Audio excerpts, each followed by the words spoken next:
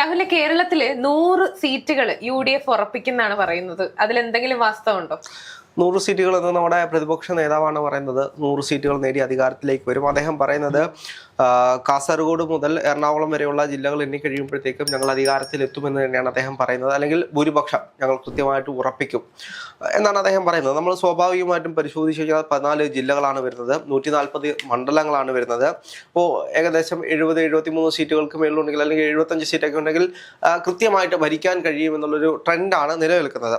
അപ്പോൾ നമ്മൾ അദ്ദേഹം പറഞ്ഞ രീതിയിലുള്ള കണക്കുകൾ പരിശോധിക്കുകയാണെങ്കിൽ കാസർഗോഡ്, കണ്ണൂർ, വയനാട്, കോഴിക്കോട്, മലപ്പുറം, പാലക്കാട്, തൃശ്ശൂർ, എറണാകുളം ഇത്രയും ജില്ലകൾ എണ്ണിക്കഴിയുമ്പോഴത്തേക്ക് ഞങ്ങൾ കൃത്യമായിട്ടുള്ള ഭൂരിപക്ഷത്തിലേക്ക് എത്തും.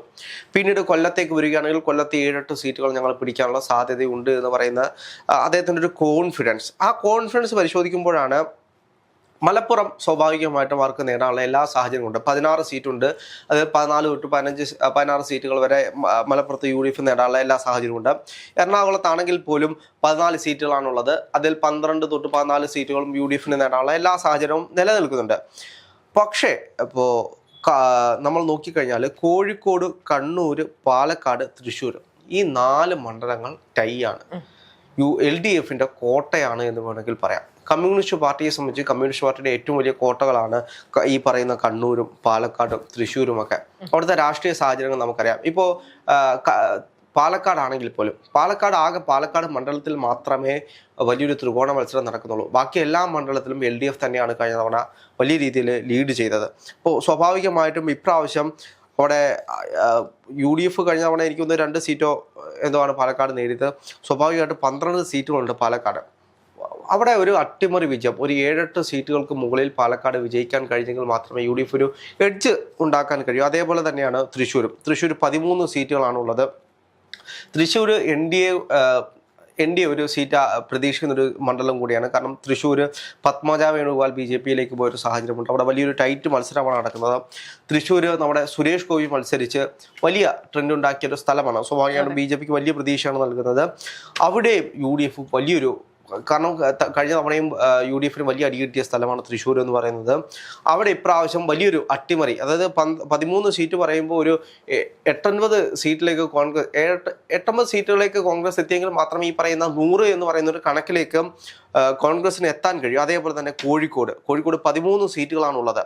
അപ്പോൾ അവിടെയും ഒരു 6-7 സീറ്റുകളെങ്കിലും, അല്ലെങ്കിൽ 13 സീറ്റുണ്ട്, അവിടെ 6-7 സീറ്റുകൾക്ക് മുകളിൽ പിടിച്ചെങ്കിൽ മാത്രമേ UDFന് മുന്നോട്ട് വരാൻ കഴിയൂ.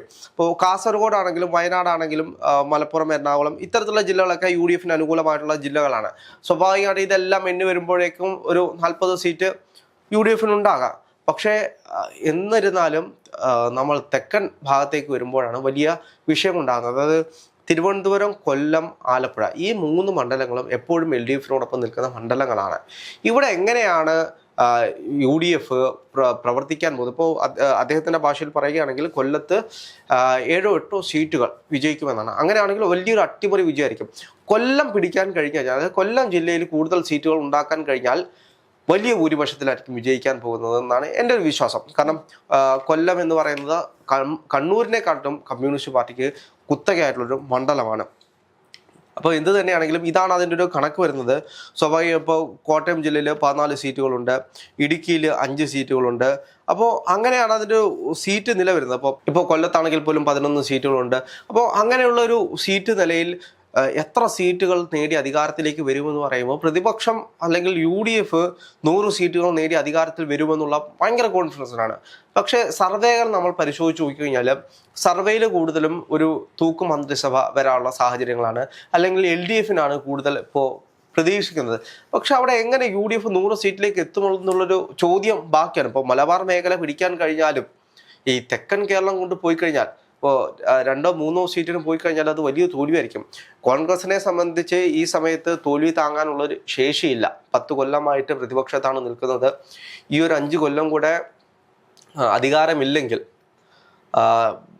മൊത്തത്തിൽ പുറത്തേക്ക് പോകേണ്ട ഒരു സാഹചര്യം വരും. വലിയ കൊഴിച്ചിലുകളുണ്ടാകും. അത് സ്വാഭാവികമായിട്ടും പിന്തുണയ്ക്കാൻ പോകുന്നത് BJP ആയിരിക്കും. BJPയുടെ വളർച്ചയ്ക്ക് അത് കാരണമാകും.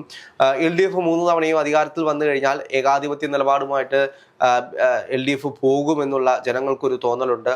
സ്വാഭാവികമായിട്ടും ഇപ്പം ഭരണവിരുദ്ധ വികാരമുണ്ട്, പിണറായി വിരുദ്ധതയുണ്ട്, ഇതെല്ലാം കൂടുകയുള്ളൂ. ചിലപ്പോൾ ആ പാർട്ടി തന്നെ ഇല്ലാതായി പോയേക്കാം എന്നുള്ള ചിന്തകൾ പലപ്പോഴും വയ്ക്കുന്നുണ്ട്. കാരണം നമുക്കറിയാം സ്വാഭാവികമായിട്ടും CPM നേരത്തെ ഭരിച്ചിരുന്ന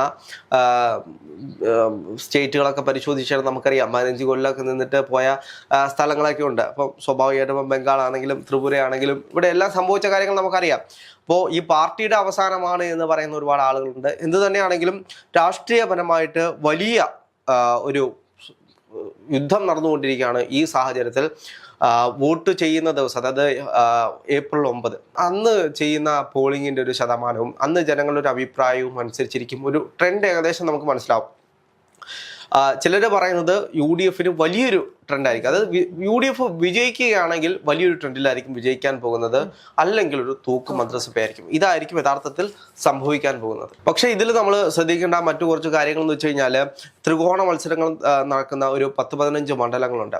ഈ മണ്ഡലങ്ങളുടെ വിധിയും അതിന് ഒരു ആസ്പദമായിരിക്കും. കാരണം ഈ ത്രികോണ മത്സരം എന്ന് പറയുമ്പോൾ സ്വാഭാവികമായിട്ടും BJPക്കും അവിടെ വലിയ ശക്തി കേന്ദ്രങ്ങളാണ്. BJP പിടിക്കുന്ന വോട്ടുകൾ എവിടെ നിന്നാണ് ഈ തെരഞ്ഞെടുപ്പിൽ ഏറ്റവും കൂടുതൽ ചർച്ച ചെയ്യാൻ പോകുന്ന വിഷയം എന്ന് പറയുന്നത് BJP പിടിക്കുന്ന വോട്ടുകൾ എങ്ങോട്ടേക്കാണ് പോകുന്നത് എന്നുള്ള ചോദ്യമാണ്. അപ്പോൾ BJP പിടിക്കുന്ന വോട്ടുകൾ എങ്ങോട്ടേക്കാണ് പോകുന്നത് വെച്ച് കഴിഞ്ഞാൽ BJP CPM ഡീല് ഇപ്പോൾ പ്രതിപക്ഷം ഏറ്റവും കൂടുതൽ ഉന്നയിച്ചുകൊണ്ടിരിക്കുന്നതാണ്. പാലക്കാടാണ് അതിൻ്റെ ആദ്യത്തെ. ഇപ്പോൾ NMR റസാഖിനെ പാലക്കാട് നിർത്തിയത് ഒരു ഡീലിൻ്റെ അടിസ്ഥാനത്തിലാണ് എന്ന് പറയുമ്പോഴും ആ ഡീൽ വിവാദങ്ങൾ നിലനിൽക്കുന്നുണ്ട്. BJP വോട്ട് ഷെയറുകൾ കൂട്ടുകയാണെങ്കിൽ അത് CPMനെയാണ് ബാധിക്കാൻ പോകുന്നത് എന്നുള്ള മറ്റൊരു വശം നിലനിൽക്കുന്നുണ്ട്. സ്വാഭാവികമായിട്ടും രാഷ്ട്രീയ കേരളം ഇത്തരത്തിലുള്ള വിഷയങ്ങളാണ് ഇപ്പോൾ ചർച്ച ചെയ്തുകൊണ്ടിരിക്കുന്നത്. ഓരോ ജില്ലയിലും വ്യത്യസ്തമായിട്ടുള്ള, ഇപ്പോൾ നമ്മൾ സർവേ എല്ലാം കഴിഞ്ഞെങ്കിൽ പോലും വ്യത്യസ്തമായിട്ടുള്ള രാഷ്ട്രീയ സാഹചര്യങ്ങൾ ഈ ഇലക്ഷൻ്റെ കൊടുമ്പിരി കൊണ്ട് നിൽക്കുന്ന ഈ സമയത്ത് ഉണ്ടാകുന്നുണ്ട്.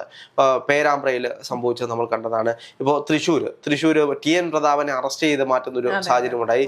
അപ്പോൾ ഇങ്ങനെയുള്ള സാഹചര്യങ്ങൾ നിലനിൽക്കുമ്പോൾ സ്വാഭാവികമായിട്ടും അവിടെ വലിയൊരു രാഷ്ട്രീയ ട്വിസ്റ്റ് സംഭവിക്കാം.